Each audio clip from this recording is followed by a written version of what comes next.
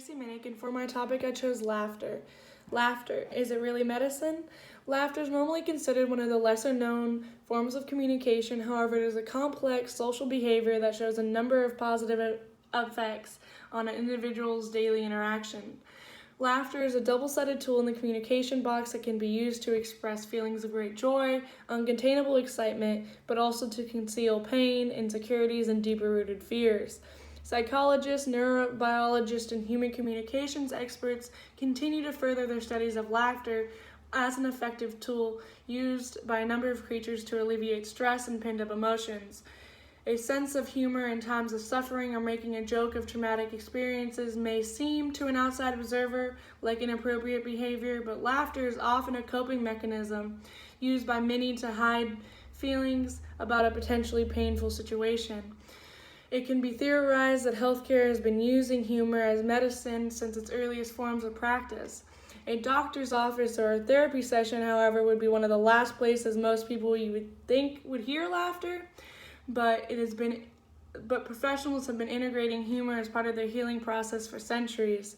There's evidence that shows the subject of laughter in healthcare has been under consideration since the time of Plato in 355 BC. The technicalities still arise, however, in creating an environment in which organic laughter can be produced in a scientific setting. Since laughter is the result of an internal process, more research has been conducted on the brain's neurological reaction to what is perceived as funny across all cultures. One interview with Irish professor Sophie Scott discussed what common themes, such as slapstick and satire, are universal. However, she pointed out that there is always a possibility one person won't be laughing. The theory on this suggests that humor is individualized and processed internally through an individual's perspective or lens on the external world around them. There are still a number of difficulties that occur while trying to observe this biological reaction, such as the body movement required in the action of laughing, making it nearly impossible to get a clear MRI that's readable. Various research has shown laughter to have a large variety of psychological and medical benefits, but also dangers. Medical research conducted on the effects of laughter on the body found a significant number of psychological, sociological, and neurological benefits. Just some of the many positive medical impacts of regular laughing are reduced risk of heart disease, reduced pain, lower blood sugar, blood pressure levels, a boost in the immunity system.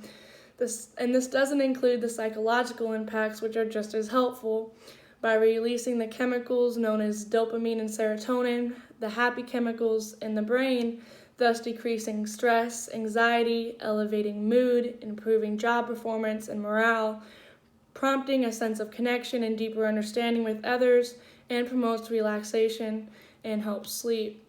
Despite the common theme of joy associated with laughter, there are occasions where it is potentially negative meanings. Uncontrollable laughter can cause abdominal cramps, pain, as well as potentially induced asthma attacks.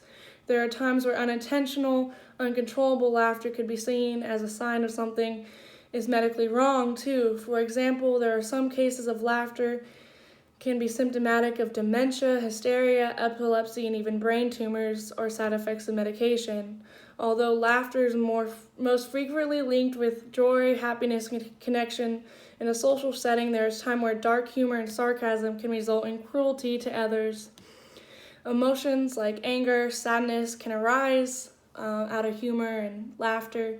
If you're potentially making fun of another person's feelings or insecurities, creating a situation where they're being laughed at and not with. The study of laughter and humor is often perceived as silly or ridiculous because most people would assume it studies what kind of jokes people laugh at, when in actuality it's studying the complex expression of this method of communication. Forms of laughter can be seen in various creatures, like a dog's play face or wagging tail, or in rats when they're being tickled, chirp, and in humans throughout all ages of development, even infants. In most animals, laughter is physically driven by external stimuli, like being tickled or having the desire to play. Humans have established Humor and laughter, however, is part of everyday culture. Laughter is so common that, in fact, research has shown an average a person laughs 7 times in a period of 10 minutes. People frequently use humor and laughter when sharing stories and originally meeting to relate to others and communicate through another form of direct nonverbal cues. Even individuals with severe cognitive damage are able to express emotion through crying and laughter. Evidence from research supports the idea of laughter has become a very important tool in social bonding. We laugh more frequently around others to show that we relate, accept, and understand them. Humans and other animals use laughter as a form of audible expression to illustrate a range of emotions, from laughing out of fear and panic and bursts of uncontrollable joy, and even sarcastic snickers and anger. With the understanding of complex ways we use humor to communicate, perhaps further studies could research the conditions making laughing, finding joy, or processing jokes more difficult.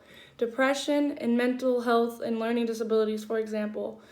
The more psychologists and other mental health and scientists study laughter, the more that we could be discovered about its role in our daily communications, physical, emotional, and psychological benefits.